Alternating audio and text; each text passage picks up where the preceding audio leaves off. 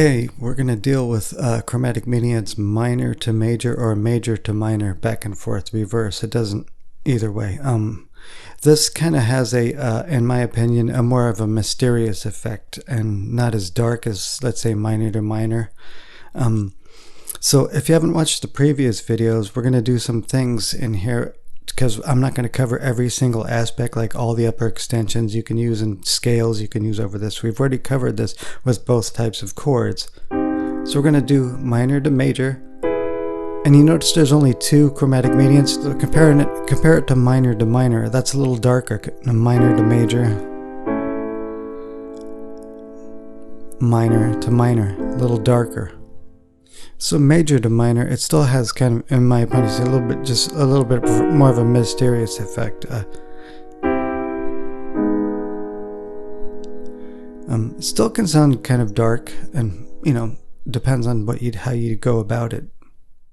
So when it comes to minor to major, like C to E flat naturally occurs in E C minor, so we don't count that, or the C to A flat. That's the 6th chord in C natural minor. So.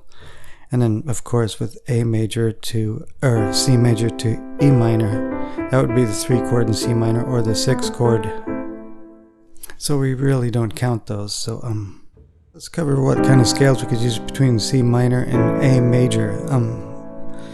Well, what I would probably consider is some of these common tones that you might get if we use like C Dorian and A Phrygian dominant.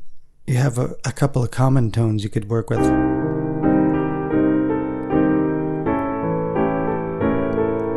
Allowing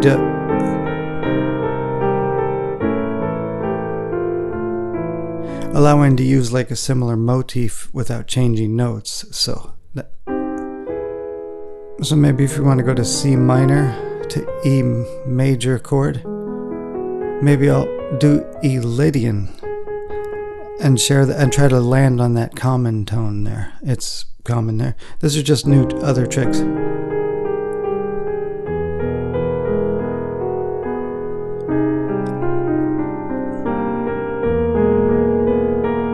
It's more of a mysterious effect than dark effect, let's say, from minor to minor. So let's maybe you want to go from C major to a E flat minor. You could use Dorian or Mixolydian on the C, Dorian on the E flat to keep some common tones.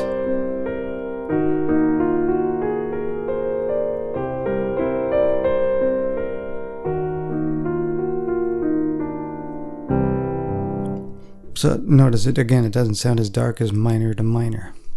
Let's use 7th chords. We could use a C minor 7th, E major 7th, which is kind of a cool sound. Here's something interesting. If you use a minor major 7th to the E chord, it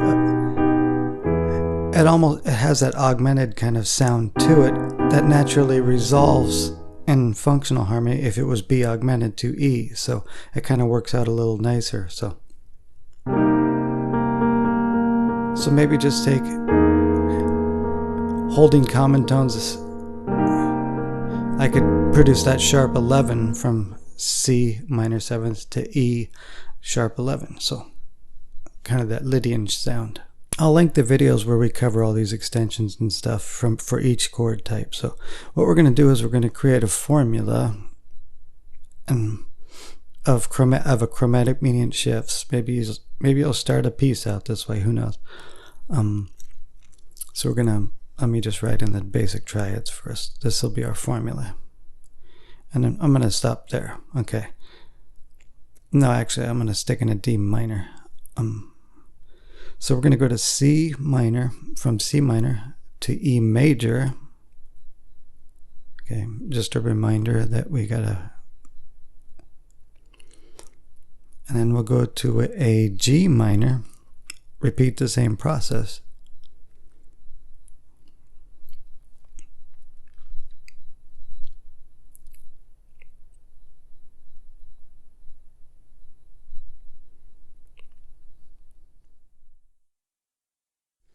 And D minor. So I apologize, I had to stop it for a second, so let's go ahead and continue. Use whatever scale you see fit. We've covered this before, so I mean, I'm just trying to give you a base idea of what you can do with a sequence like this. And then maybe use the D minor to break away. So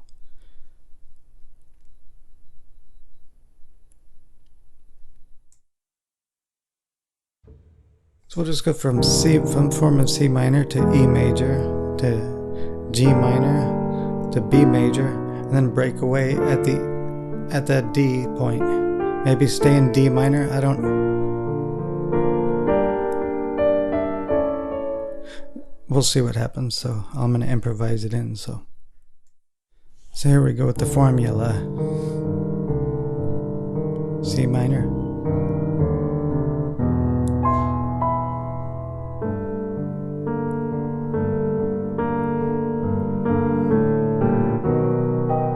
Break away.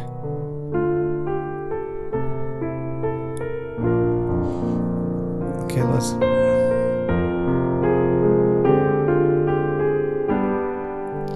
Okay, maybe I'll go jump from the G to B minor, chromatic mediant, kind of repeating the same thing, similar. Breakaway.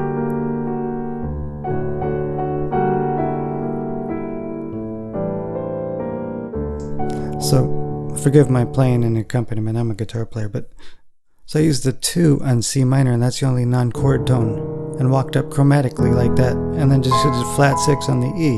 Did the same thing on G minor, B, flat 6, then broke away, D minor for a second, but I ended up on a G, so and I'm not going to explain the wandering that happened there because this is just about chromatic medians, but I used the G to pivot to B flat minor, chromatic mediant, to D, again the chromatic walk up like that, chromatic melodic walk up. So there we have a formula that we can use.